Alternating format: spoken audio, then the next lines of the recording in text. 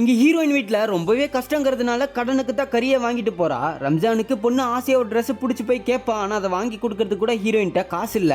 ஹஸ்பண்டுக்கார taxi டிரைவரா இருப்பாரு. சரியான வருமானம் இல்லாதனால பையனை மட்டும் படிக்க வச்சா போதுன்னு பொண்ணுக்கு ஸ்கூலு போகணுன்ற ஆசை இருந்தும் அவளை ஸ்கூல்ல கூட சேர்த்திருக்க மாட்டாங்க. ஹீரோக்கு சரியா டாக்ஸி ஓடாதனால ரம்ஜான் செலவுக்கு கடன் கேட்கறதுக்காக போறான். அவரும் உனக்கு நான் எவ்வளவுதான் கடன் கொடுக்கறது, ஒழுங்கா டாக்ஸி வித்துட்டு வேலைக்கு போற வழியை பாருன்னு 1000 ரூபாய் கொடுத்து அனுப்ப வாங்கின காசு வச்சு ஹீரோ ரம்ஜானுக்கு தேவையான மளிகை சாமானும் பையனுக்கு ஒரு விளையாட்டு பொருள் ஒய்ஃபுக்கு ட்ரெஸ் எடுத்துட்டு போய் கொடுப்பான். ஆனா பொண்ணுக்கு மட்டும் எதுவுமே வாங்கிட்டு போயிருக்க மாட்டான். இதெல்லாம் பார்த்து அந்த பொண்ணுமே ஏங்கி போயிடுறா.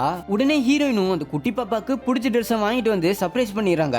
ஹீரோவும் அந்த நாள் நைட்டு ஒய்ஃபு கிட்ட எனக்கு இன்னொரு பையனை பெத்து கொடுன்னு சொல்லி கேட்க அப்பதான் ஹீரோயினும் அவளுக்கு நடந்த ஒரு கேவலமான நாளை நினைச்சு பாக்குறா. பையன் பிறந்த அப்புறமா ஹீரோயின் 4 மாசம் கர்ப்பமா இருக்கும்போது டாக்டர் கிட்ட பணத்தை கொடுத்து அவ வயித்துல என்ன குழந்தை இருக்குன்னு கேட்க அது பெண் குழந்தைன்னு சொன்னதும் அவன் மாமியாக்காரி பெண் குழந்தைலாம் செட் ஆகாது, அதை களைச்சி விட்டுருங்கன்னு சொல்றாங்க.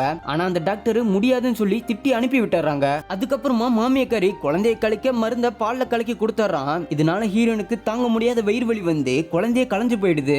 இங்கதான் ஒரு ட்விஸ்ட், இறந்து போன குழந்தை ஹீரோயின் கண்ணுக்கு மட்டும்தான் தெரிஞ்சிட்டு இருந்திருப்பா. சோ இதனாலதான் ஹீரோ பையனுக்கு மட்டும் ட்ரெஸ் எடுத்துட்டு வந்திருப்பான்.